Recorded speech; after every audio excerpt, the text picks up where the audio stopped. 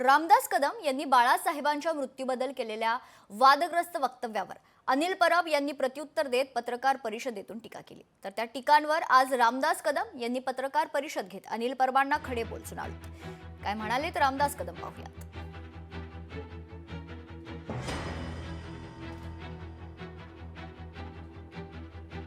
हा फक्त उद्धवच्या कालाशी लागत असतो।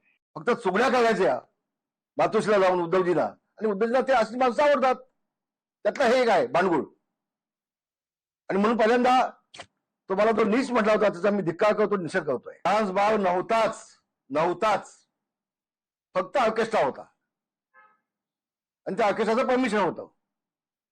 असं असताना फक्त कदम कुटुंबियांना आणि माझ्या पत्नीला आणि माझ्या मुलाला बदनाम करण्यासाठी डान्स बार म्हणून महाराष्ट्रामध्ये सातत्याने बदनाम करायचं काम चाललंय। ही उद्धव ठाकरेला खुश करण्यासाठी ते खोटं बोललाय। त्यांनी म्हटलंय सगळे नेत्यांनी डॉक्टर गेले होते। अरे जनाची नाही मला ती थोडी ठेव। प्रेस समोर फक्त मी एकटा गेलो होतो, डॉक्टर कोणी नव्हते। प्रेस समोर लोकांसमोर जनतेसमोर शिवसैनिकांसमोर मी फक्त एकटा गेलो होतो त्यावेळेला, आणि मला सांगितलं होतं बाळासाहेब गेले म्हणून आता जाहीर करून टाका। मी केलं एकट्याने।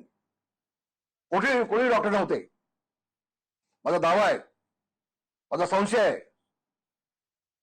आणि म्हणून जर त्या डॉक्टरांची टीम होती, तुझ्यात हिंमत असेल तर त्या डॉक्टरांची नावं सांग टीमची। अनिल परब मी काल जे सांगितलंय ते धादांत खोटं आहे, 100% खोटं आहे। मी फक्त संशय निर्माण केला याची चौकशी व्हावी या बाबीची। कारण 2 दिवसामध्ये कोणालाही वरती पाठवत नव्हते, वातावरण एकदम सुन्न होतं, नेत्याला पण कोणाला पाठवत नव्हते, आणि डॉक्टर कोण नव्हतेच तिथे, म्हणून संशय व्यक्त केला।